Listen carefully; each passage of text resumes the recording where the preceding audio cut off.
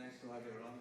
And I'm looking at the topic, e-government, promoting e-government in election year for improved governance. And this panel will be talking about positioning telecom infrastructure for e-government deployment, right?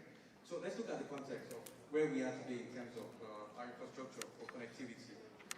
I'll give you a little background, right? Nigeria has 774 local governments. We have broadband penetration standing at 44%. And you look at yourself and imagine, in 2022, our broadband penetration is 44%. This is quite low for a country with 200 million people, and it's quite low. Basically, that's just in a short summary. So let's look at the challenges, right? That are preventing us from getting higher figures. First off, you look at it in terms of fiber penetration, right? You have very low fiber penetration up-country, excluding the urban centers. What else do you have in terms of challenges? You have shared infrastructure. There's a very low adoption in terms of shared infrastructure. And then you have a very key point for all the operators, which is the right-of-way cost, right? Right-of-way costs are always astronomical and affects business decisions in terms of expanding or delivering broadband connectivity. Now, you have the recent problems we have, especially operators, right? Diesel costs, maintaining cell towers, maintaining the infrastructure. How do you keep in business with rising diesel costs, right? And then you also have the fact that you have vandalism in some communities where they feel that the telcos or the operators are not giving enough, and then they feel there's a need for them to go into destructive acts, right? Now, as a typical Nigerian or a typical average citizen, if you want good broadband connectivity, where do you have to go? If you're not in Lagos, you're not in Abuja, you're not in Port Harcourt, the urban centers, it's very, very difficult for you to get decent connectivity, right? Then you look at it in terms of the global world. We're moving to a hybrid workforce where you have citizens being employed remotely. You don't have to be in the office.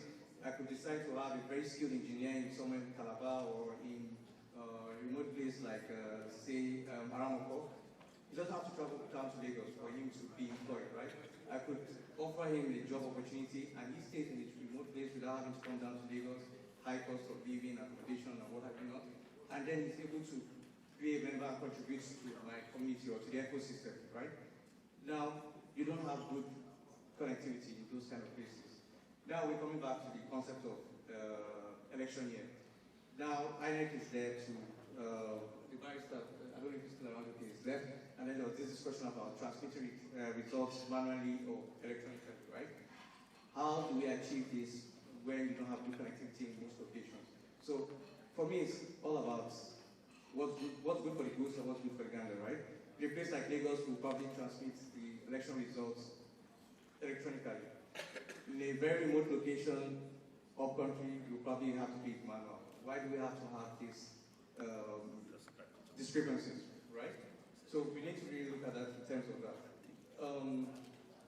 A4AI says that out of the, A4AI is the Alliance for Affordable Internet, and they say that out of the 774 local governments, 301 local governments do not have decent connectivity. Decent connectivity means 3G and above speeds, right? So you're looking to yourself, for 300, that's almost 40-45% of the country not having decent connectivity. How do we tackle this in an election year, right? So suggestions of way forward that we could look at it. I don't see an MNO at this point in time with this setup or scenario moving to invest so much in these rural locations, right?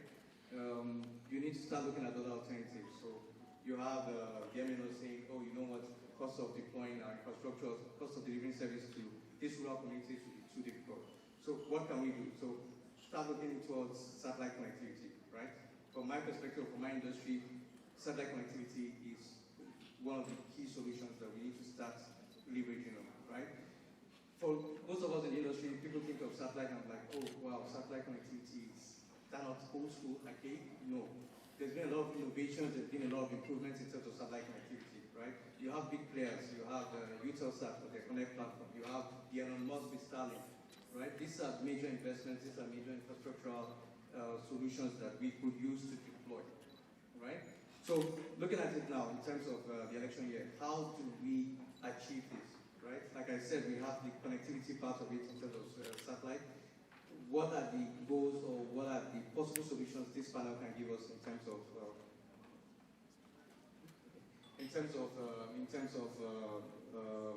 delivering e-government? Because it's not just about elections, right?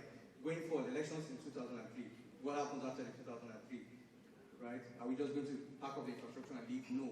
You could deliver such things as e-government in terms of community hotspots. You could start thinking about things like e-health, e-learning, right, in remote locations. For me, I always feel that it's something you need to understand. Why should someone in a remote community not have good speeds as someone that is in an urban area, right? So I really wish you guys a good discussion, and we hope to see some solutions going forward. Thank you.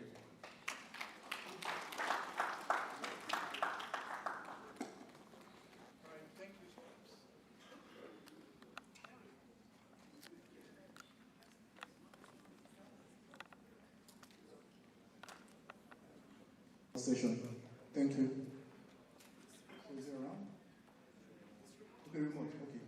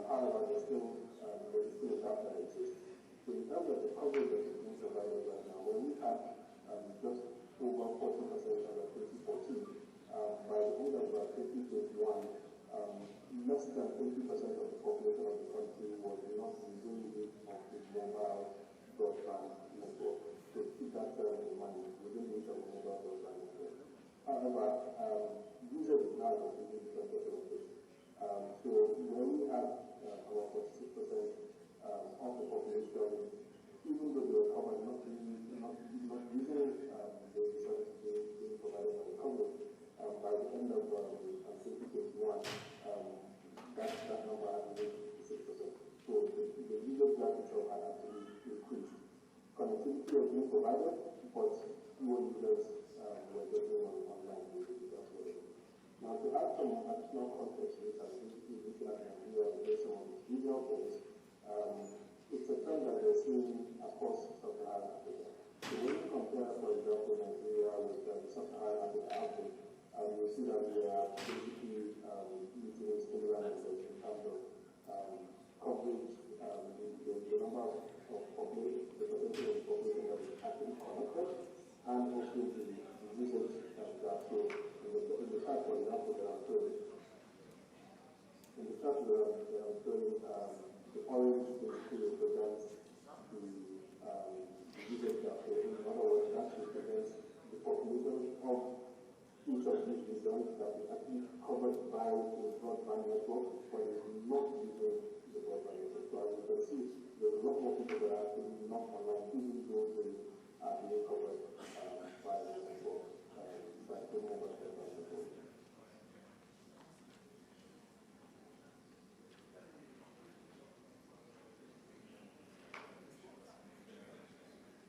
Now, why are people not getting connected? There are a number of reasons to this.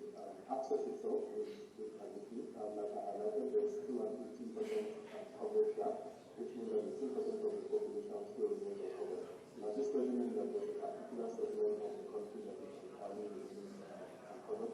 It just means that across the entire country, there are pockets of areas that still remain unconnected in terms of infrastructure that is available and not available. But otherwise, the larger reason for why people are unconnected are really user-related problems.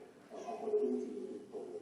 Many people are not able to afford the devices they need to access the internet and access their networks, but then also affording the services themselves as cheap as they are, which is also having the digital skills to be able to use the access that is being provided in the public. There are sentiments around safety and security when it comes to getting online. So there are risks that people are concerned about in terms of harassment, theft, fraud, and online security related issues. And then there's just generally a culture of not understanding the relevance of access to the internet. And this, I think, is probably more than half of the country. Many just do not see the need for them to invest in connecting to the internet and also to mobile networks above. Now, like I said earlier, this is a new quite a lot of research into the current industry. One of the things that we maintain is called the Mobile Connectivity Index. So it's an index that we developed to basically help to quantify the barriers to mobile internet access across all individuals, the user infrastructure, affordability, consumer readiness, and content and services. And it covers about 170 countries over a period that starts from 2014 to 2021. Now, I say this because I want to use this to basically highlight some of the connectivity related issues that we have in Nigeria. Nigeria's cost is 4.4%, 4.4% on the budget at the end of 2021, and this Nigeria improvement on previous years. But one of the things that I want to highlight here is under the enablers, as you can see, and the things that I mentioned under the enablers, one of the areas where Nigeria is scoring fairly low is in terms of content and services, and particularly when it comes to local relevance. When you do deeper into local relevance, some of the components that contribute to this particular indicator include e-government score, for example, is one of the significant contributors to this index. Now, the e-government score is an indicator that is developed by the United Nations, which basically helps to sort of give an index score. Nigeria is very average when it comes to the delivery of e-government services. And just to give some context here, as it really is, in terms of how we're doing when it comes to the use of e-government services. When you compare them to the regional players, you will see that there are actually about countries that are way ahead of in terms of the use of e-government services. And this means that the strategy for us to the revenue between South Africa, Kenya, Tanzania, and Libya, Rwanda, and Ghana, you will see that there is actually a gap that we need to access in terms of access to the service that is provided by the government, for example. Then there is some sort of authentication. So, you know, the security, there is no security provided in terms of being able to have access to the services because there are sensitive data that the service provider, and in this case the government, and obviously the government. Typically, there are some forms of payment that are included that are involved, and so therefore providing platforms such as mobile money allows citizens and businesses to be able to pay for these sort of public services remotely and without having to physically visit either an office or a bank or such other physical forms of payment. And then finally, just to ensure that we maximize our adoption of digital public services, it's very, very critical and important to utilize the entire range from end to end. So ensuring that the service delivery to the fullest extent is captured digitally is critical. There's no dancing in the fact that the benefits are maximized when we avoid situations where citizens are only able to do part of the process online and then they still have to go into your office. These are application processes, for example. Many countries nowadays have completely digitalized that process. There are experiments that were conducted, for example, in places like Madagascar, the Tax Authority, and the World Bank, where they looked into using text messages to remind citizens of hiring for filing taxes. You know, and this was resulted in about $229 million in revenues for every single $1 they expected to send in text messages. We've seen a similar experiment of the one in Rwanda and producing similar type of results. So this brings us into how some of the things that we need to do as a policy and the environment to ensure that this country continues to grow and provided citizens so that they have the full benefits of e-government services.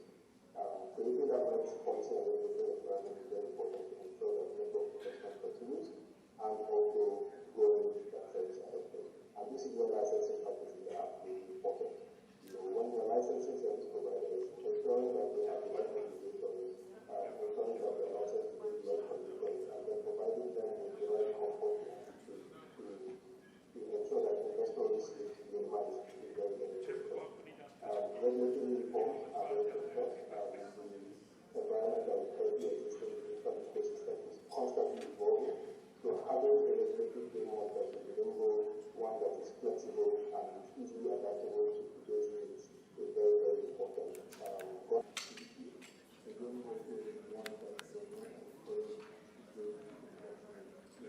To mention that a lot has actually been said today on the impact of digital transformation as it impacts government.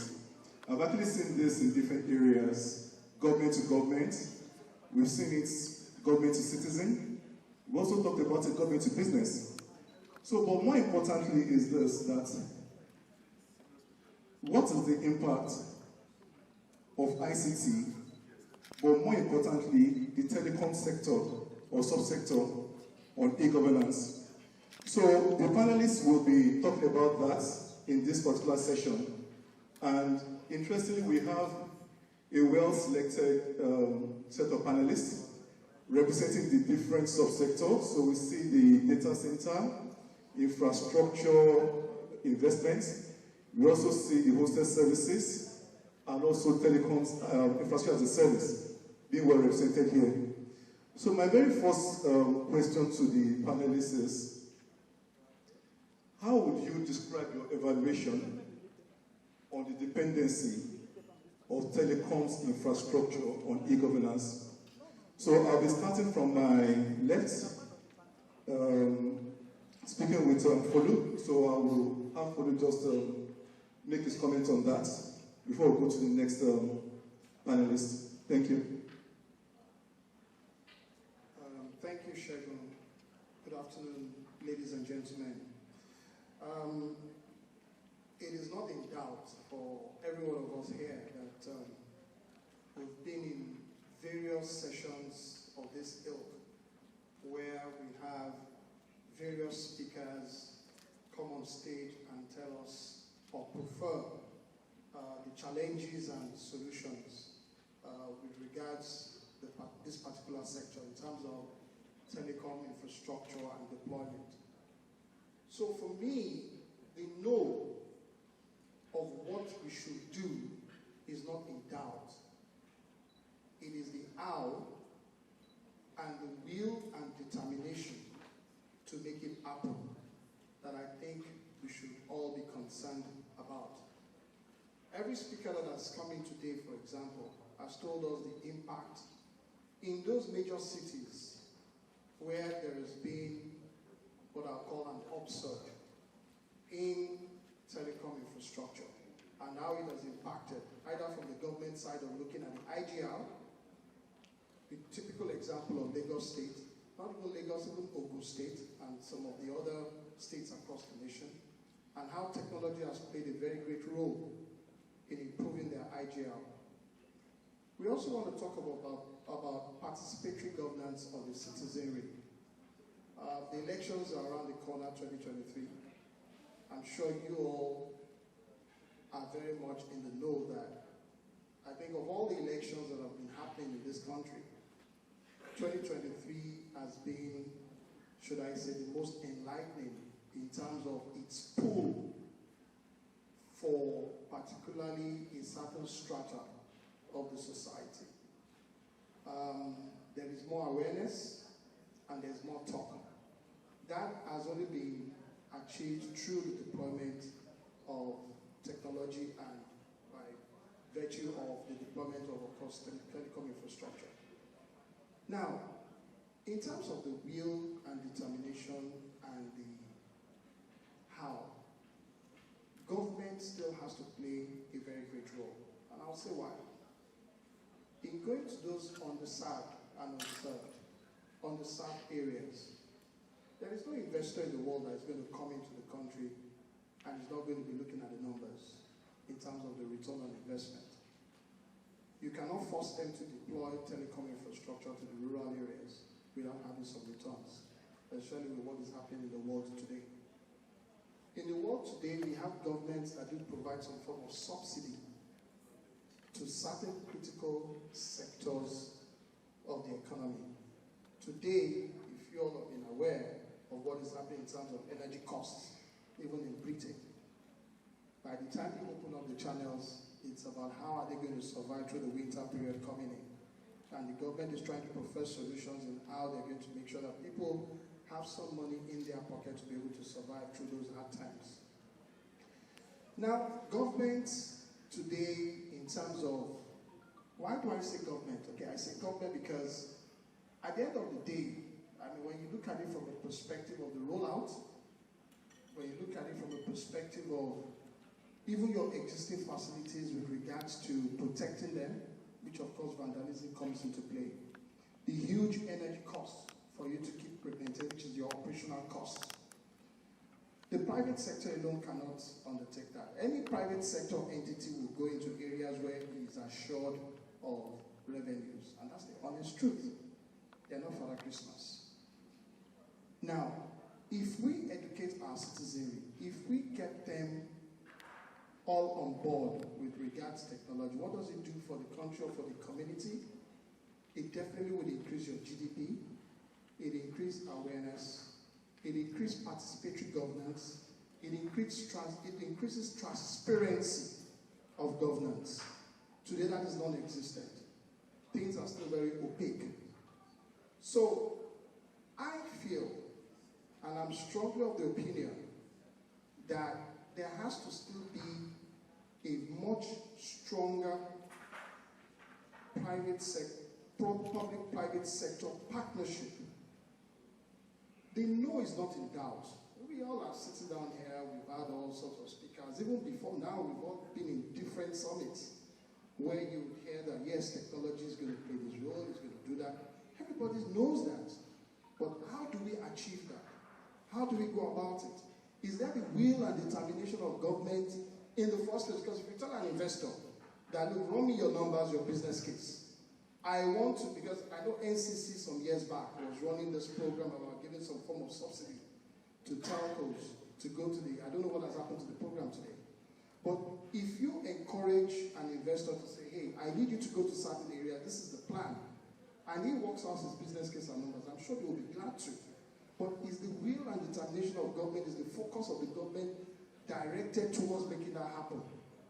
Do you still have those people in government, or politicians, I would say, who still want things to be done in secrecy and don't want some form of transparency around governance because of the twin challenges of corruption and so on and so forth? Because what technology does is brings about transparency.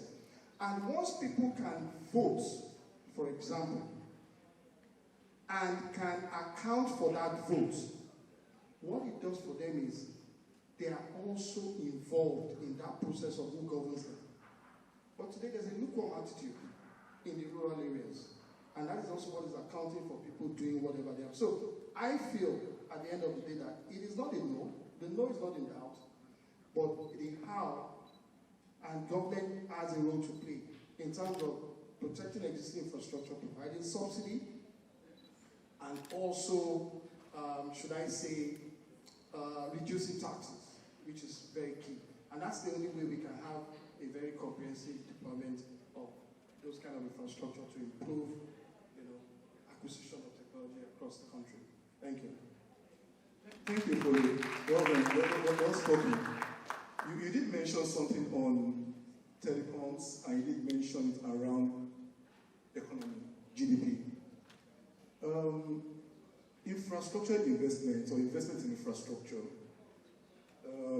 how would we say the subsector involved in investing in infrastructure, how would we say we are supporting the e-governance initiative? So I would like to ask this, pose this question to Tola for an answer, please. Thank you. Thank you very much. I will try to see if I can pack this up with a little bit of statistics. According to Data Reporter, the world population stands at about 5 billion, and 63% of this population are digitally connected. With China topping the list as 1 billion, and India at 600, above 600 million, US above 300 million, and Nigeria at 100 million. If you look at it, the last GDP at 2021, the contribution of the telecom sector is above 12%. And as just said by one of the late people, our connectivity is 44%. That's still less than 50%. Let's imagine if we have connectivity at around 80%. The question is, what will GDP stand at? And what are the challenges? I'm privileged to work as a service provider in the rural area. Today, the percentage of the rural population is about 47%. And if we have a percentage of the rural population of 47%, and literally a population of 200 million to above 200 million, so you have an average of 100 million people that is under underserved or totally unserved. As I said, as Mr. Folu said the other time, the problem is how do we get them on board? Of a truth, the government is doing a lot. The USPF fund is available for people that are privileged to access it. However, it's beyond even providing capex for these people. The problem is super complex. You look at how do you provide sustainable business case for this area, and that is the big question. When you have dimensioned good solution, you have done a very good business case on paper, this look very good, 2020, you want to go into the business, maybe by issues and stuff, you are starting the business in 2021, your business case is failed already. It's failed by the fact that your computation in terms of your estimate on the forex exchange is already totally changed. I was privileged to do the business case in 2020, and we were estimating $308 to naira. By the time we are executing in 2022, black market standards, I think about 790. I don't think any genius can make that work. So the truth of the matter is there should be policy that is focused on this underserved and unserved area. And it has to be intentional. It's not just providing the capital. As I said, I'm privileged to benefit. My company was privileged to benefit from the USPF projects. However, they give you X amount of money, 40% contribution to the CAPEX, and then they ask you to go to a community that you cannot even get a population of 500. What does that mean? You provide the infrastructure, sustainability becomes a problem, you cannot get an airline, and then the business will die because you cannot subsidize for too long. So one of the things that I think needed to be done is government to be very deliberate. I think they are willing service provider that wants to go to this unconnected and make the good business cases out of it. However, the environment is a bit toxic and it's not letting this happen. So I think government needs to be intentional, deliberate, look for some sort of support, extra support to be able to help us. Thank you. Thank you, Tola, for the contribution. You did talk about challenges just now, and it's important to look at it this way, that the dependency for which, what's it called, the telecoms infrastructure have in enabling e-government is very, very crucial. But as a telecoms subsector in the area of infrastructure as a service, there's this thing talked about sustainability, return on investment, CAPEX.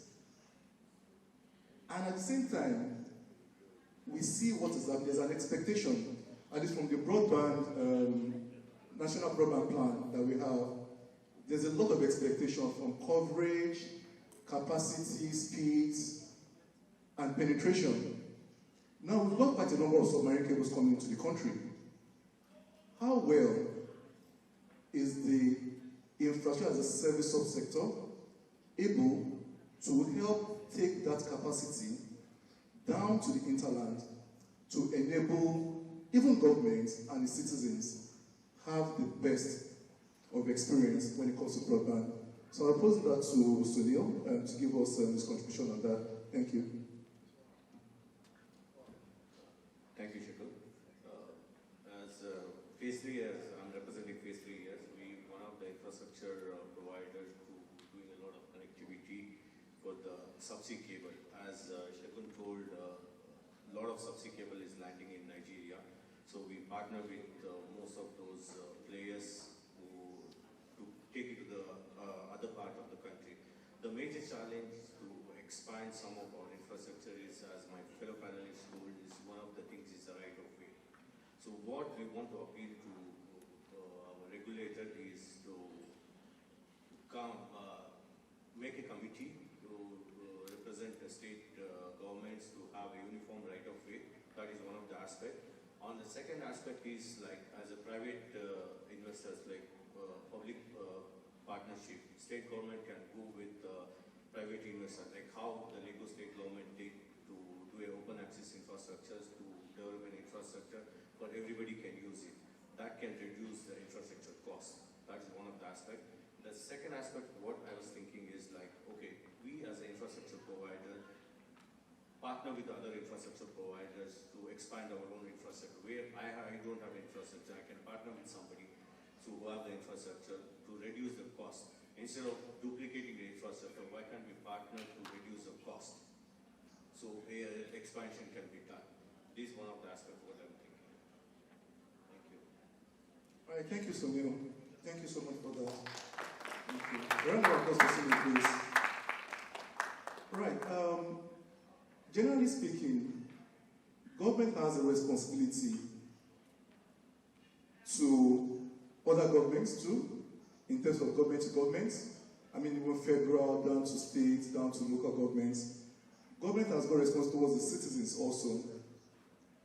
Government has also got responsibility towards businesses. Ease of doing business. There's this subject around data storage. How do we host data? But the beauty of e-governance is not just about being able to store data somewhere, but there's also the need to have seamless access to that information. How well are hosted service providers able to work closely with the communications infrastructure subsector in ensuring their customers and their users have seamless access to their data that's actually stored at the data centers? So I'll just have, just Toba this time around. Toba to make a contribution to that. Thank you. Thank you very much, Chair. Good afternoon, everybody. I think one of the things that digital transformation has brought is the fact that more and more businesses and individuals have seen the importance of getting online. And I would say COVID was an interesting period when there was a lockdown. Nobody ever envisioned that happening. And a lot of people realized that, you needed to find other creative ways to get online. And of course, getting online, one of the easiest ways includes, getting a website or using platforms that ease the process of getting online. Now, this need of, and of course, when we think about data and hosting content, I would say that unlike telco providers that are, can you imagine getting a SIM card from Orange in the UK, for example? You have no choice. You have to choose from any of the telcos in Nigeria. But when it comes to hosting data, there are no restrictions. Anyone can choose any provider from anywhere in the world. And that comes with some risks. There's a lot of opportunities and a lot of value you get when you're able to do business with providers that have a lot of solutions and services across the globe. But then the question is, how safe is our data? One of the things that happened, I can't remember the exact year, but there was, from my recollection, there was, one of those things that you don't imagine ever happening, when an undersea cable that connects us to Europe. I think there was an earthquake on the sea that actually disconnected that, and there was serious connectivity issues. And everyone that hosted their content in Europe were having issues reaching them. If anybody ever thought that could happen, nobody will leave. But what happens if there's lack of connectivity to our content that's hosted outside the country? I dare say that most of the content that we have, that we host that's owned by Nigerians are not hosted in country. And there's a lot of risk. A lot of risk. Risk will include, we're gradually getting to the point where warfare is even going beyond shooting guns, and now you start seeing, countries disconnecting from each other, and you can even be in between, the battlefield. So imagine if there's one serious fight and two governments decide that, we're no longer connecting with each other, and there's a blockage. What happens to all our data? And because we're in a world where almost everything is digital, we're getting to a point where critical services, everything that we own getting online. And what happens when we lose access to data? I do feel that we are gradually getting, there have been discussions about localization of data and the cost of localization of data, but I think that understanding that data is money, data is power, data is very important. And keeping the data within our country is also as important. The NDPR that was launched recently, one of the things that was identified is that, data has to be protected, especially personal data of citizens. And it was clear that we didn't have any policy that actually took that very seriously. For some of us who are aware of these loan sharks that created applications that allow people to get loans, and then they started calling anybody connected to them, telling them that this person is a thief because the person failed to, remit services. That shows how important data is, personal data especially. And if data is not well secured, if data is not kept safely, if data is not processed safely, there could be a lot of damage. And in Nigeria, I would say we are still not there yet. We are not still at that point where we understand the importance of security of data or the importance of, ensuring that you keep your data with providers that will keep your data safe. All we look for is the cheapest provider. So I think that there's still a gap. The first gap is the fact that we don't even understand what we need when it comes to security of data and choosing the right providers. I think there's a gap. We don't understand the importance of keeping the data within our control. And because many providers globally are able to offer cheaper and affordable services compared to, if you had to put your data locally, we find that most people will choose the alternatives and we lose control of that data. I think we're a long way from getting to the point where we could be comfortable with how safe our data is in country, but I think that there's been a lot of progress in recent years. I do think that as we begin to get more of our data, as we begin to generate more data, as we begin to create more data, and as data becomes more important for sustainability and growth, I believe that we'll start thinking about security and safety of that data, and we'll start thinking of the alternatives. And as more people start realizing the importance of keeping data locally, I think cost will also drop and we'll be able to compete better. Thank you very much.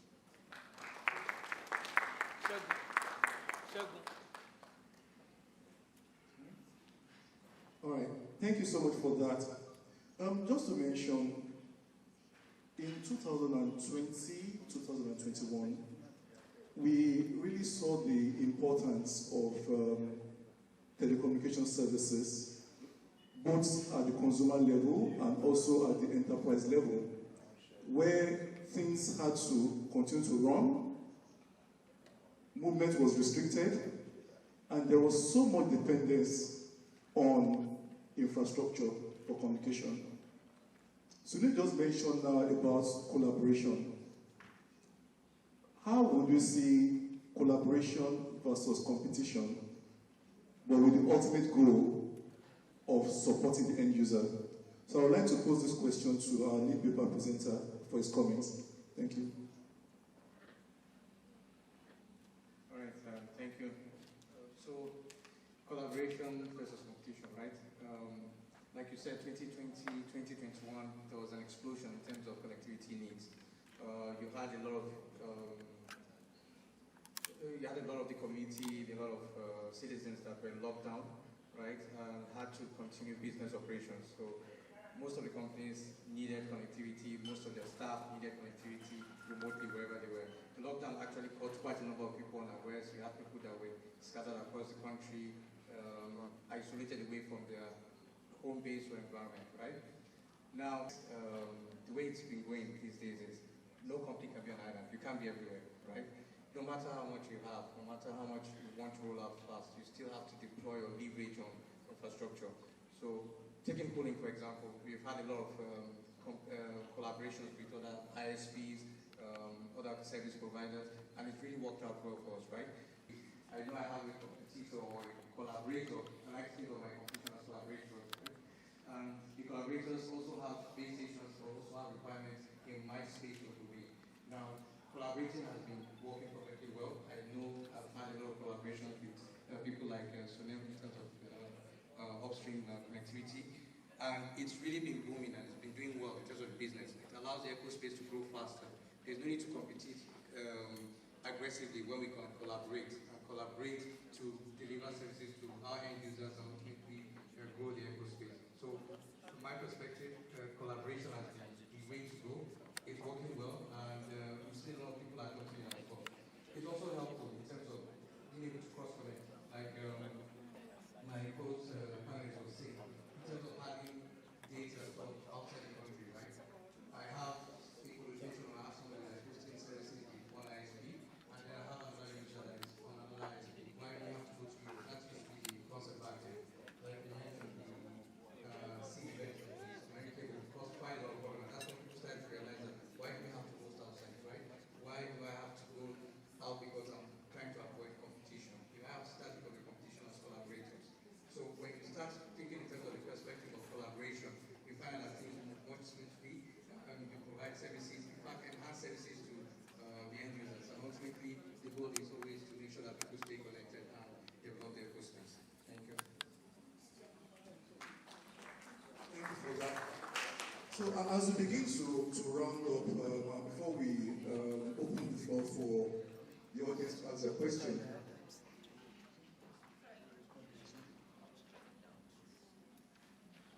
okay.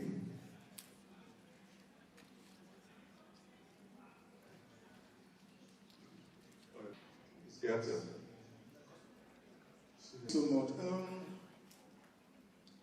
As part of government, the telecom infrastructure was actually taken or defined as critical national infrastructure.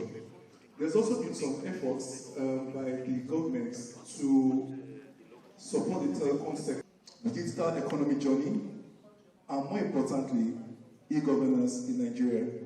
What more can the government do to support the telecom sector to achieve this particular objective? Thank you.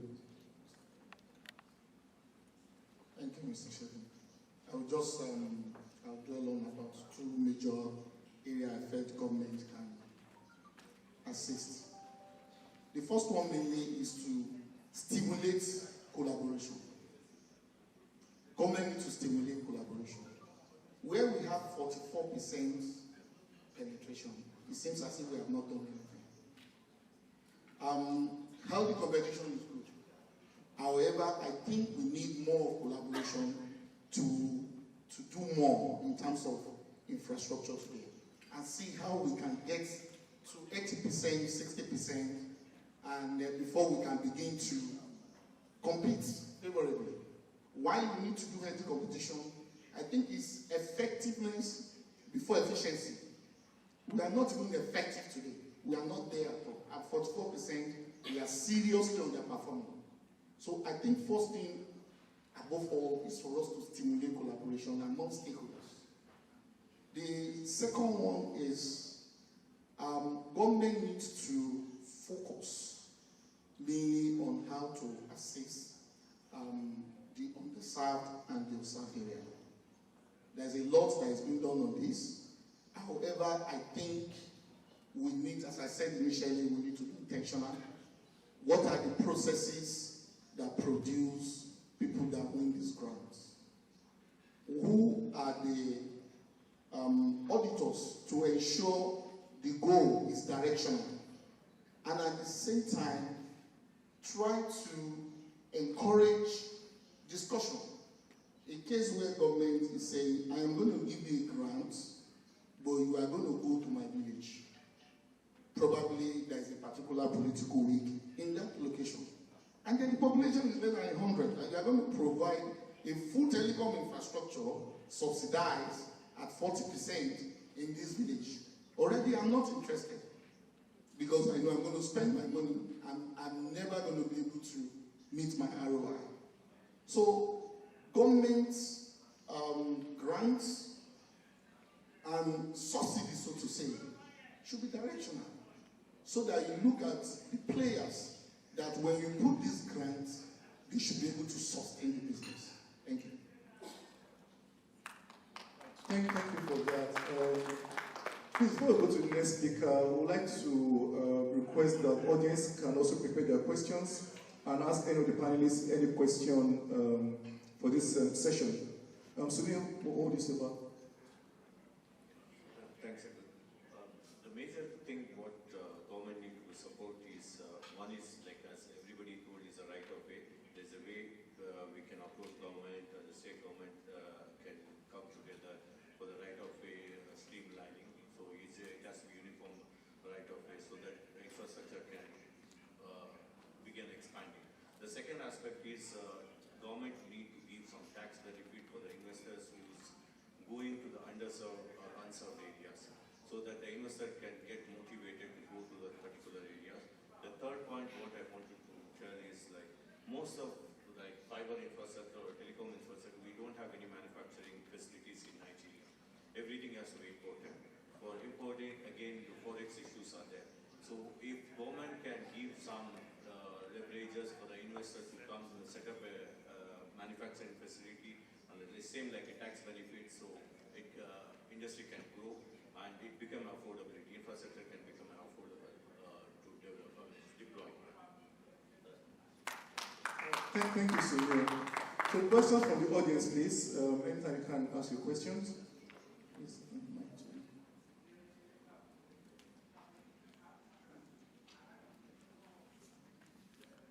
So this is how it is. Your name, your organization, your question. Let's just see your hand if you have a question. Doctor. Question goes to the detail.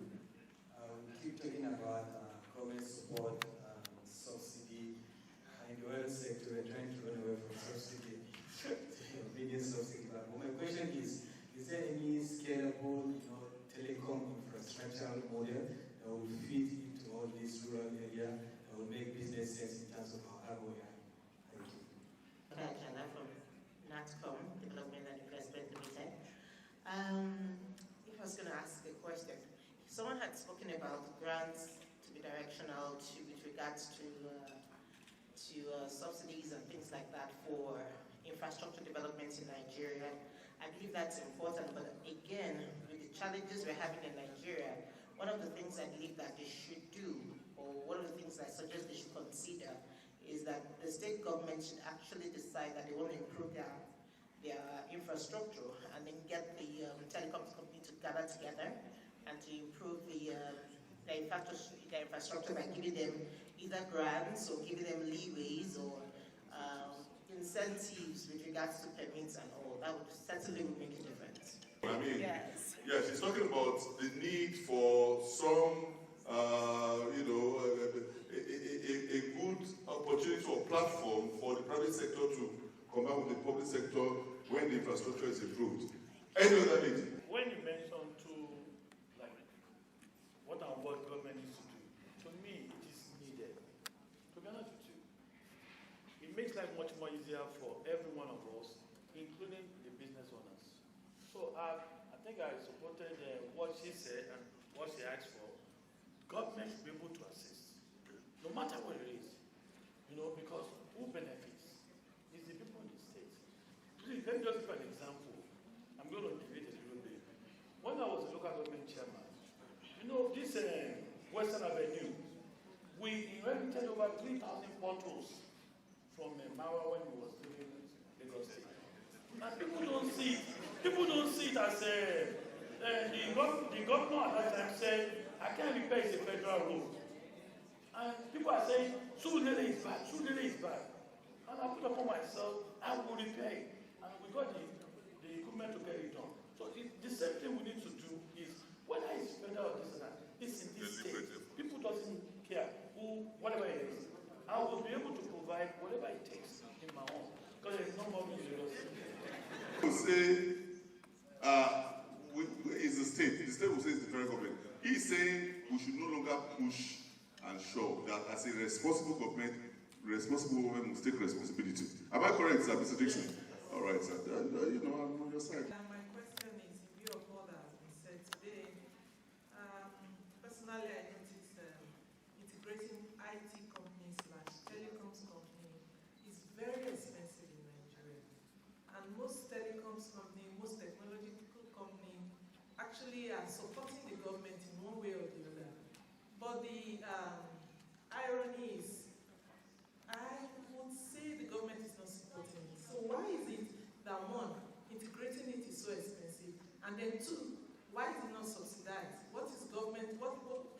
now that we're talking about e-government, what is the plan for the government to either subsidize it or make it a little easier for these companies that is helping the government in a way, making it easier for them, subsidizing it and making them run smoothly with little issues? I think one of the biggest challenges we have as a country is that our education sector and our industries are tangent to one another. I'm into rural telephony, and together with Tola, we roll out services in underserved and unserved areas. We do what we call rural transformation. That means we build a base station and create an ecosystem around the base station. 90% of our costs are on things we import. On things that we import, radios, even satellites and connectivity is in dollars. And that tells us that we are leveraging what the West has done to create an ecosystem here. Yet we have over 100 universities in this country that have not come up with solutions that can actually be used to define how we roll out our technology. I don't see any educational institution here represented in the audience, and they should be here. How can we bridge the gap between education and business? Your question is talking about scalable solutions, if I can get you right. Okay. As business people, the first thing you look is try to check the problem statement and see how you can dimension. I was privileged to be part of this rural telephony or rural transformation from around 2014 when we were studying and looking at how do we successfully deploy cost-effective rural solution. And the problem starts with MNO. Even getting partnership to get spectrum to deploy the last mile was a very big problem. At some point, I would say situation changed, and MTN called the bug. By that time, we begin to have opportunity to do this. However, we have been able to do a lot of research about scalability of this solution with the lowest cost. And then you start this deployment. And I want to relate it to the grants. And you probably tender for grants and write solution, and you get the specs. And the specs of this grant from the one is that you should provide 2G, 3G, and 4G in a rural area of 100 people. From this failed. As a business person, I have a lot to consider. Of course, you know, the backhaul means it's not going to be fiber, neither is it going to be microwave. It's certainly going to be satellite. I'm going to pay satellite in dollars. I'm going to pay to them in dollars. And the more I consume, the more I likely pay. So the first thing for me is to be able to test my business case by giving them 2G first and see if the 2G business case is going to pass. Even if you are giving me grants, what is important is I'm able to put a sustainable business model in that location with your grant and assistance. Because you cannot continue to subsidize me on that location that you want me to connect. So what we do is probably put a 2G solution and then you check the business case and automatically you begin to overlay the other technology on the 3G and 4G to know how viable those businesses are. And I will quickly talk about the second one, that's talk about the states. I am saying when we started this solution, there are some states that were paying 100,000 as permit. But when they see that rural telephony seems to be the new kid on the board and the big one wasn't coming, they inflated the prices by about 801 million. What happened? Automatically we shut down those states. This state, I am not going to go there. Because the government participation, instead of the government to see, I mean state government at this state to see that this is a new development on which we will both benefit, they introduce a permit that discourages us to go there. Because the margin is clean. And I can mention states that has this. So at the end of the day, government participation is key, and all stakeholder participation is very key. Thank you so much, because of time. Thank you so much. Just a second, just 1 second. I just want to have a final word from Folu with regards to the question that was asked, and also just to round up for the panelist session. Okay, I'm just going to respond to the gentleman that asked the first question.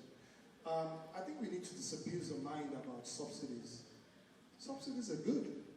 The only problem we have in Nigeria is that it was abused. There's no country in the world that does not provide subsidies for its sectors, whether it's America, whether it's China. And subsidies doesn't have to come in terms of monetary grants. A speaker just mentioned that 90% of its import is foreign-based. What are the import duty rates on some of those equipment? So the conversation really is very comprehensive. The same way we are sitting down here as a telecom sector. You won't believe it, the same problem is happening in the medical sector, in the agricultural sector, and so on and so forth. But what we really need is a serious government that is committed and has the will. And that solution is not going to happen, the results may not happen in the immediate, but you can see the steps being taken, which gives us hope that even as an investor, I can continue to pump in my dough and know that at the end of the day, this is my business case and it is going to happen. Government is key for the kind of economy that we are today. And that's the truth. And we have to just imbibe that. Thank you. Thank you so much. Thanks so much, So from all that's been said so far, we definitely see the importance of telecoms infrastructure to the sustenance of e-governance. But more importantly is the willpower for the government to actually get involved in this particular area. So I want to say thank you to the panelists. Thank you for your contribution. Well done to everyone. Thank you. Kamal, there's a regulation. What does it do to petrol? What does government